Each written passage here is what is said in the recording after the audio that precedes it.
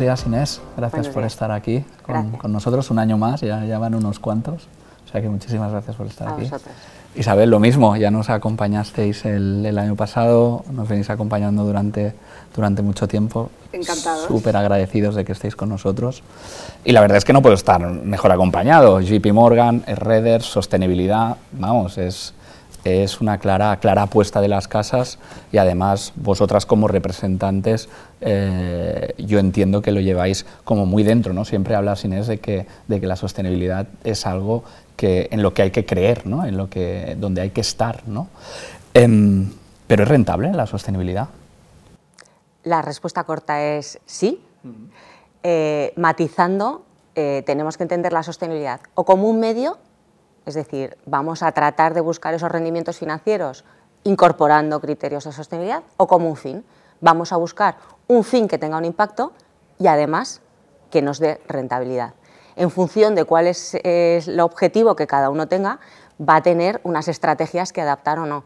Pero en cualquier caso, nosotros en Schroders lo que creemos es que no podemos tratar de explicar la sostenibilidad si nosotros como compañía no somos sostenibles. Es decir, hay que estar en misa y repicando. Hay que tratar de demostrar que se puede ser parte de la solución y además dejar de ser parte del problema. Por lo tanto, nosotros creemos que la sostenibilidad tiene que estar en el ADN de todos los agentes que intervenimos en cualquier actividad económica, para tratar de que entre todos consigamos tener un mayor impacto. Y eso cambia mucho la vida, el día a día, trabajando en una empresa tan grande, con tanta gente, aplicar estos criterios internamente. Nos cambia la vida a todos en todos nuestros aspectos de la vida. Ya estamos acostumbrados a tener 400 cubos de basura para que cada desecho que utilices vaya a un cubo. Estamos acostumbrados a intentar no imprimir papel de más, estamos acostumbrados a intentar no tener coches que contaminen en exceso. Es decir, nos estamos acostumbrando a ser conscientes, pero nuestro pequeño granito de arena, si lo aunamos en que también nuestras inversiones trabajen en ese sentido, el impacto es muchísimo más mayor. Por lo tanto, a nosotros nos está cambiando la vida en todo, ya no vemos una botella de plástico ni aunque nos vaya la vida en ello, pero sí estamos muy convencidos de que el aunar fuerzas tiene más potencia, ¿no? en el mensaje. Hilando con esto, Isabel, ¿qué es esto entonces estaríamos en una transición hacia una nueva economía? Explícanos qué quiere decir, porque al final oímos a todo el mundo hablar de esta transición, de la necesidad, de que ya estamos en ella. ¿Cómo la bajarías un poco al suelo y nos la contarías? Pues yo creo, bajándola al suelo, hilando con lo que ha dicho Inés, al final yo creo que es ese aunar propuestas que cada uno tiene, porque al final todo radica en el cambio climático, es un desafío que tenemos todos y que no va a desaparecer. Yo creo que ya cuando empezó quizás más por el lado de la regulación, pero no es una moda, no va a pasar de moda y no vamos a dejar de hablar de ESG, de transición energética. Al final es el principal desafío y la consecuencia que tiene este cambio climático es el aumento de la temperatura global, que todos vemos, hablamos, y si no hacemos nada se sabe que a finales del siglo va a subir 3 grados. Por ejemplo, ahora mismo en Tailandia en abril se llega a un récord histórico máximo de 45 grados. Es una locura. Entonces, a más, a medida que la población también vaya aumentando, se va a necesitar un 50% de energía más en 2050. Son muchos datos que o nos despiertan ese interés y sobre todo el hacer algo, sobre todo por el lado de los que más pueden aportar, de gobiernos, de compañías muy potentes, es una inversión enorme. Entonces yo creo que al final hay que aunar todas esas fuerzas para llegar a esa transición que es un mejor uso de la energía. Yo creo que es inviable plantearse que no se va a utilizar la energía y que no va a existir este uso, porque sobre todo hay una diferencia muy grande entre países desarrollados y subdesarrollados. Ahora aquí pues estamos quizás mucho más avanzados, pero pues por ejemplo, yo me acuerdo que antes de la pandemia fui a India de vacaciones, no ves ni un coche eléctrico. Esto por supuesto va a llevar mucho más tiempo.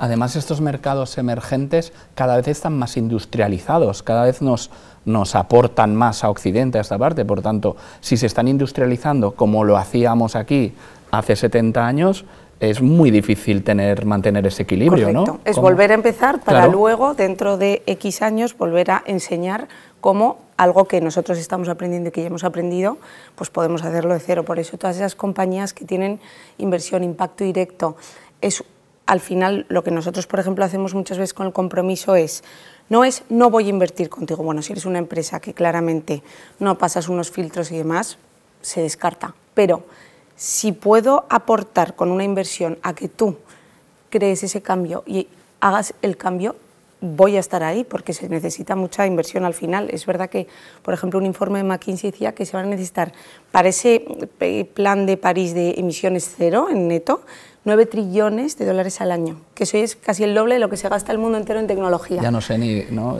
Trillones, nos dedicamos o sea, a esto, ya y de no los sé, americanos, sí. que para nosotros... Entonces, al final, es apoyarnos en todo, pues sobre todo todas esas compañías y gobiernos que tienen mucha mayor fuerza y pues desde nuestro lado, claramente lo que tú comentabas, cualquier botella de plástico, cualquier coche eléctrico, pero bueno, pues creer en ese impacto que tiene, sobre todo en mercados emergentes. Lo de los pequeños gestos, ¿no? Tú que estás en una casa británica, seguro que el concepto lo sabes pronunciar mucho mejor que yo. El famoso greenwashing, que también es algo que vamos escuchando en muchísimas tertulias o sobre todo, yo diría, discursos de sostenibilidad. Defínelo, ¿qué pieza, dónde va esta pieza? Es aparentar. Es aparentar. ¿Es postureo? Es postureo. No lo soy, pero como ahora hay que serlo, me voy a poner así un poco de verde y voy a decir que yo todo lo utilizo reciclable y voy y tiro. Es un problema que al final se está exigiendo unos requisitos pues un poco en exceso para venir desde cero, y muchas entidades, compañías se han visto obligadas a decir que lo son para no caerse del escenario. Gracias a Dios la regulación va cada vez siendo más detallista en qué se considera ser responsable en cuanto a tus inversiones. Entonces ahí cada vez es más difícil el postureo. Y de hecho en la última tanda regulatoria hubo muchos que decían que eran muy verdes, que dijeron, bueno, igual no lo soy tanto, pero es que la intención, bueno, sí, pues cuando lo seas ya me lo dices.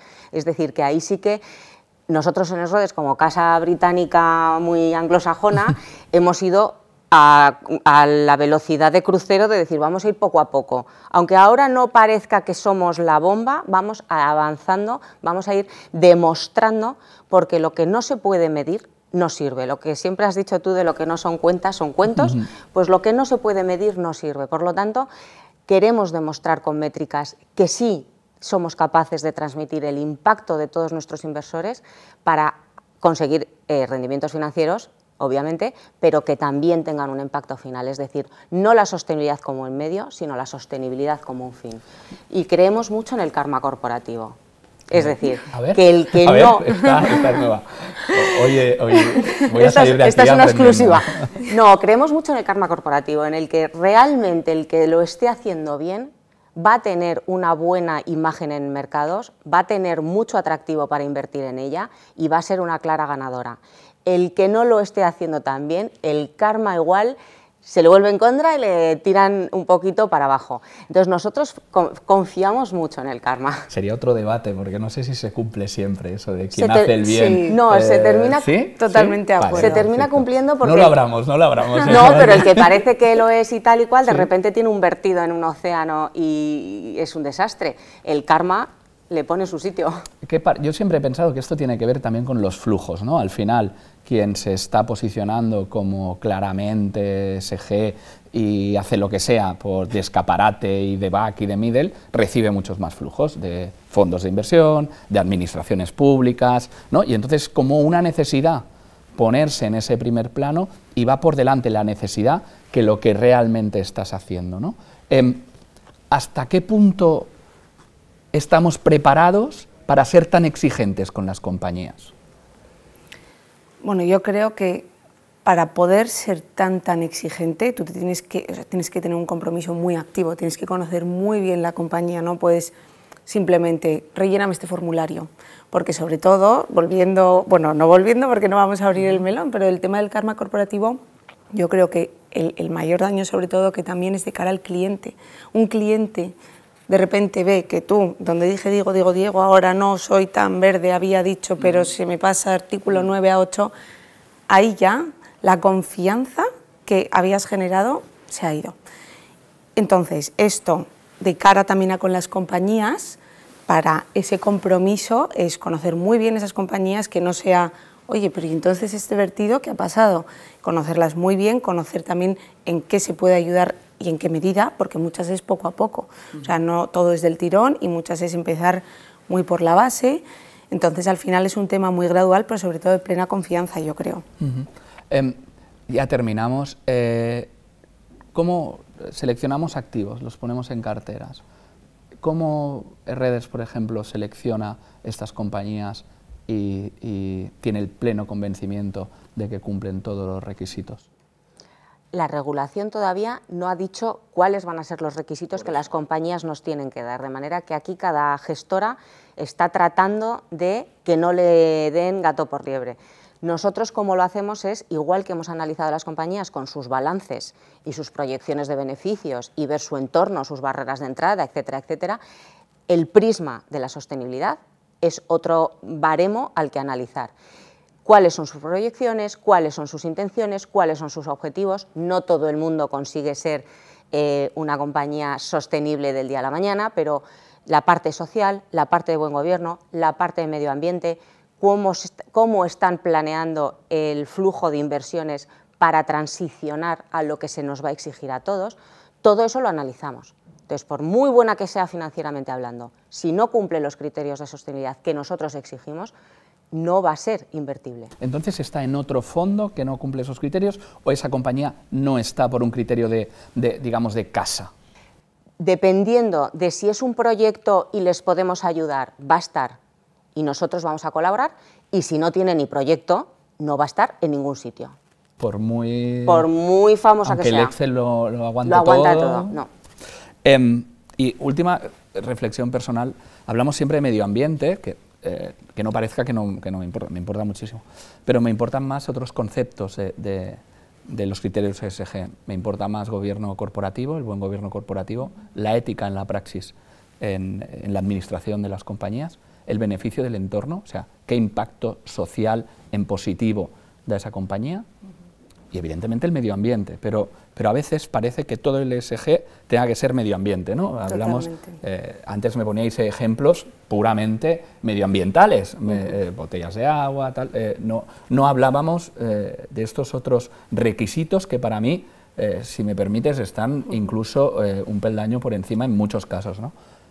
¿Son igual de importantes para JP Morgan o el tema del medio ambiente ocupa el 80% de las decisiones? Como parece, un poco desde... Sé que parece, y es verdad que al final cuando tú hablas de sostenibilidad, a grandes rasgos, pensando en lo que es la atmósfera, para que sea sostenible es la principal consecuencia que está teniendo es ese cambio climático, a lo que todos nos afecta. Pero por supuesto, dejando el cambio climático, que no es solo eso, cuando hablamos nosotros de ESG y también cuando hacemos esos filtros, por muy reciclable que sea o lo que sea, si no tiene una gobernanza buena o si tampoco tiene unos aspectos sociales o con sus trabajadores, eso se considera igual.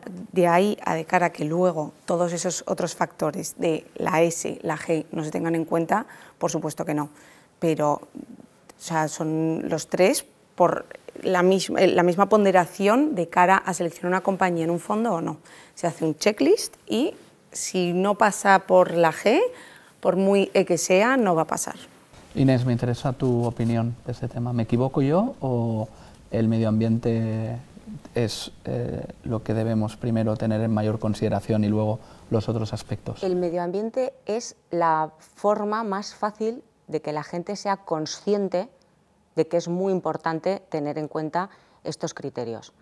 Si luego a cada uno de nosotros nos dicen que como empleados se nos trate con cubriendo ciertos derechos, que a tus proveedores les cubras ciertos derechos, que a tus accionistas, que socialmente tú puedes ser muy poco contaminante y fabricar algo que es absolutamente destructivo para la población, pues ahí estás incumpliendo la parte social, pero no estás contaminando. Entonces, por supuesto que están súper entrelazados, pero de cara a explicarlo es mucho más fácil entenderlo si pensamos en no tenemos océanos suficientes para almacenar más plástico, no tenemos capacidad de seguir abusando de los recursos naturales al ritmo que llevamos. Es decir, es una forma, por así decirlo, de explicarlo mucho más fácil de entender que si nos ponemos a explicar que determinados productos que se están fabricando provocan diabetes, provocan obesidad, provocan determinadas enfermedades cardiovasculares, etcétera, etcétera. Entonces, es una manera de ponerlo en la palestra sin que sea la más importante, pero sí la más intuitiva. Y el gobierno corporativo hoy por hoy en los mercados desarrollados está descontado, porque cualquier empresa que esté cotizando en un mercado desarrollado tiene que cumplir unos criterios de gobierno corporativo. Están clarísimos. Eso lo damos por sentado, ¿sabes? A ti no, que un consejo de administración sean dos y además sean hermanos y además sean mafiosos, pues claramente no va a poder cotizar. Entonces, todo lo cotizado ya se da por sentado que el gobierno corporativo lo llevan incorporado. Pero la parte de la ES y la parte de la E, que están completamente entrelazadas, es más fácil de explicar la parte medioambiental, por lo que decía Isabel, porque es algo mucho más visual.